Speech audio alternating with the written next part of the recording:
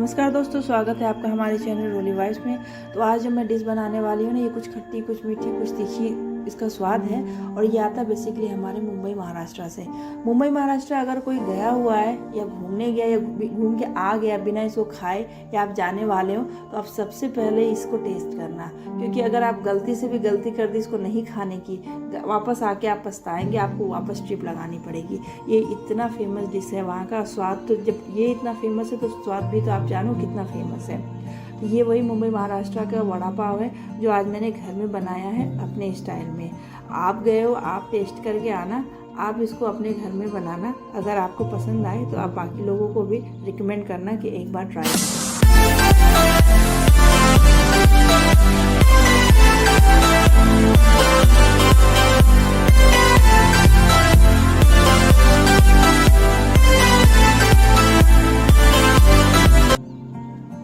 तो वड़ा पाव बनाने के लिए हमें तो 3 तरह की चटनी चाहिए, और चाहिए वड़ा जो बनता है हमारे यहाँ आलू से।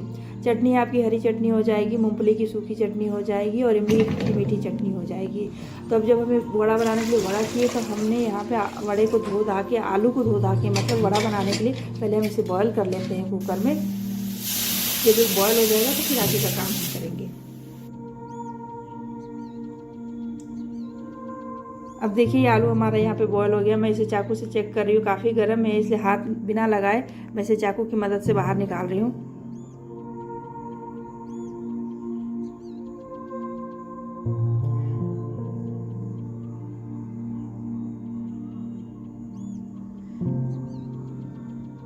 आलू जब ठंडा हो जाए तो आप इसको थोड़ा छील लीजिए। छीलने के बाद हमको एक चटपटी सी चटनी बनानी है। चटनी बनाने के लिए हमें चाहिए कड़ी पत्ता। ये कड़ी पत्ता हम जब नीचे गए थे तभी तोड़ के लाए थे। लाके मैंने उसको ग्लास में रखा है ताकि वो फ्रेश पड़ा रहे जब तक इसको हम सारा यूज़ नहीं कर लेते हैं। तो ये कुछ कड़ी पत्ता मैंने डाले मिक्सी वाले जार में। अब इसमें हमने डाला है धनिया पत्ता, साथ ही जाएगी तीखी मिर्च, आप डाल लीजिए। लहसुन अगर खाते हैं तो, नहीं खाते तो कोई बात नहीं है। आपको इसको कोर्सली ग्राइंड करना है, बहुत ज़्यादा एकदम पेस्ट टाइप नहीं बनाना है। साथ ही आप रखिए कढ़ाई गर्म होने के लिए, और जब तक उसमें तेल गर्म हो रहा है तो तब तक तो आपका आलू भी ठंडा हो गया होगा। उसको हाथों की मदद से दबाते हुए आप इसको चोखे टाइप में फोड़ लीजिए। अभी तेल गर्म हो गया, हमने इसमें डाला है थोड़ा सा राई, और वही जो हमने चटनी बनाई थी अभी कड़ी पत्ते और धनिया वाली, उसको हमने इसमें डाल के थोड़ा सा हमें इसको भूनेंगे। अब जब चटनी थोड़ी भुन गई है तो इनमें हम डाल देंगे आलू अगर हाथ से बढ़िया से अगर आपने नहीं फोड़ा है, चोखे की तरह नहीं बनाया है, तो आप अपने चम्मच की मदद से भी उसको बढ़िया से पेस्ट बना सकती हैं, जैसा कि मैं यहाँ पे बना रही हूँ। स्वाद अनुसार इसमें आप नमक डालिए। कलर खूबसूरत आए इसके लिए आप थोड़े हल्दी का भी इस्तेमाल करें।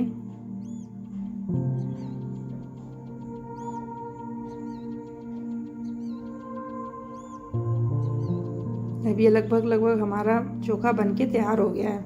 अब इसको हम दूसरे बर्तन में ट्रांसफ़र कर देंगे ताकि ये थोड़ा ठंडा हो जाए। मीनवाइल जब तक वो ठंडा हो रहा है ना, हमें वड़े के लिए अब चाहिए बेसन का घोल। तो अब यहाँ पे हम ले लेते हैं बेसन। बेसन में हम डालेंगे नमक, रेड चिली पाउडर, और इसको सूखा मिलाने के बाद हम इसमें पानी का यूज़ करेंगे ताकि लम्स ना पड़ जाए इसमें। धीरे धीरे थोड़ा थोड़ा पानी डालते हुए आप इसको एक फाइन पेस्ट बनाइए, ना ज़्यादा पतला ना ज़्यादा मोटा।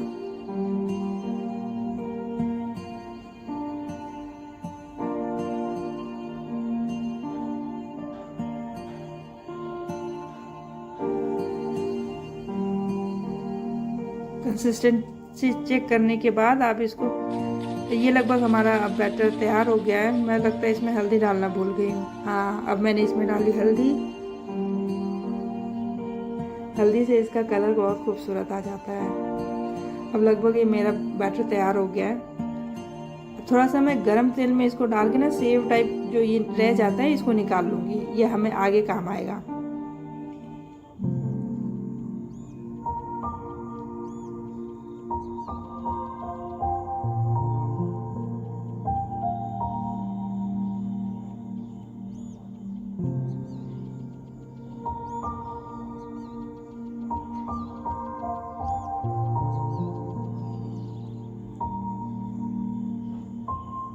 ये सेव बन के तैयार है अपना, एकदम फ्रेश। अब मूंगफली की चटनी बनानी है तो थोड़ा हमें मूंगफली भूनना होगा, 2 मिनट के करीब हम इनको भूनेंगे। मूंगफली अब हमारी भून के तैयार हो गई। हाथों को रगड़ते हुए हम इसका छिलका उतार लेंगे।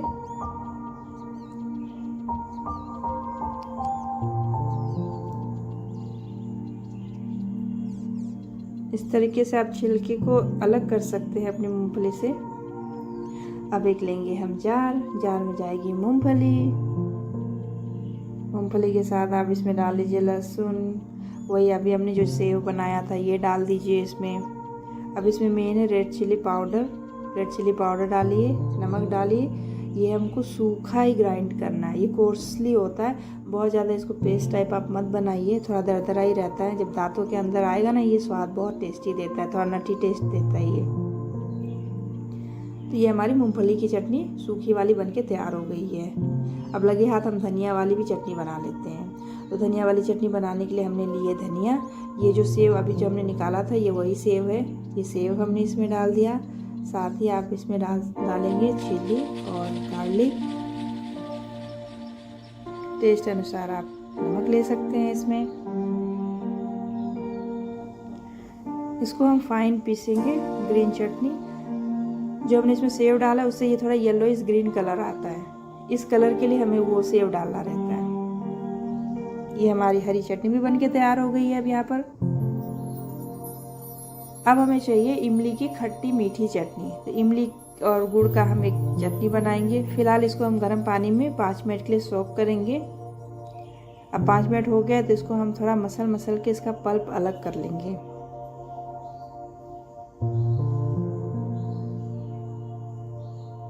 ये आप स्ट्रेन कर लीजिए, जो बीज है वो एक तरफ रह जाएगा, इसका पल्प नीचे आ जाएगा।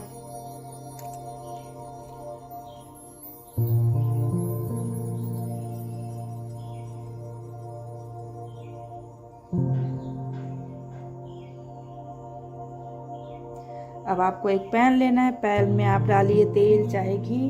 हमने थोड़ी सा इसमें घी डाला हुआ है, इसमें आप वही पल्प डालिए इमली और गुड़ वाले। साथ ही इसमें डालेंगे आप रेड चिली पाउडर कलर के लिए, और आप इसमें डालेंगे धनिया पाउडर। अब इसको आप चलाते हुए 1-2 उबाल आने का इंतज़ार करेंगे। देखिए इस तरीके से हमारी ये चटनी लगभग तैयार हो गई है। इसमें एक बढ़िया सा उबाल भी आ गया है, कलर भी खूबसूरत हो गया है इसका। अब ये रेडी टू सर्व है। मैंने इसको एक बॉल में निकाल लिया है। अब जो मिर्ची है कॉम्प्लीमेंट्री, उसको हम थोड़ा सा फ्राई करेंगे इसमें। ये हमारी मिर्ची रेडी हो गई है। आप इस पर थोड़ा सा नमक स्प्रिंकल कर लीजिए। अब फाइनली वड़ा बनाने का टाइम आया है। तो वड़ा तो बनाने के कई तरीके हैं, मैं इस तरीके से बना रही हूँ। थोड़ा सा आपको हाथ में तेल लगाना है और वड़े को गोल गोल करना है। आप कोई भी शेप दीजिए, गोल वाला ट्रेंडिंग रहता है वड़े में, तो इसलिए मैंने गोल ही डाला है। आप थोड़ा इसको चिपटा भी कर सकते हैं, पर गोल ठीक है मेरे लिए। इस तरीके से सारे आप वड़े बना लीजिए। फिर इसको हम बेसन में डाल देंगे। बेसन का जो घोल है उसमें डालने के बाद इसको बहुत ही नाजुक इजी हैंड से हैंडल करना रहता है, तो हमने एक स्पून की मदद ली है। इससे हम सारे वड़े कढ़ाई में डाल देंगे।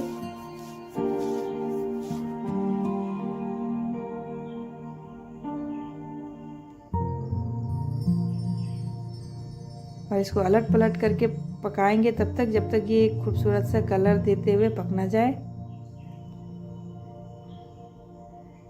ये अब हमारा वड़ा बन के तैयार है।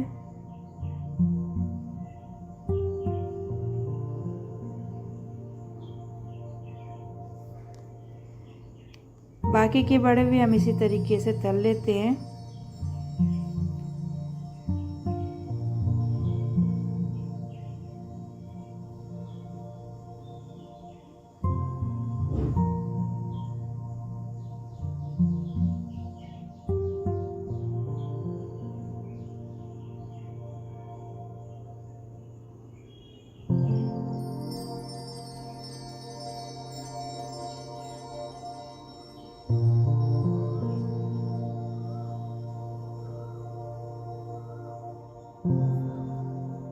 अब हमारे सारे बड़े बन के तैयार हो गए हैं। अब इसको हम बाहर निकाल लेते हैं।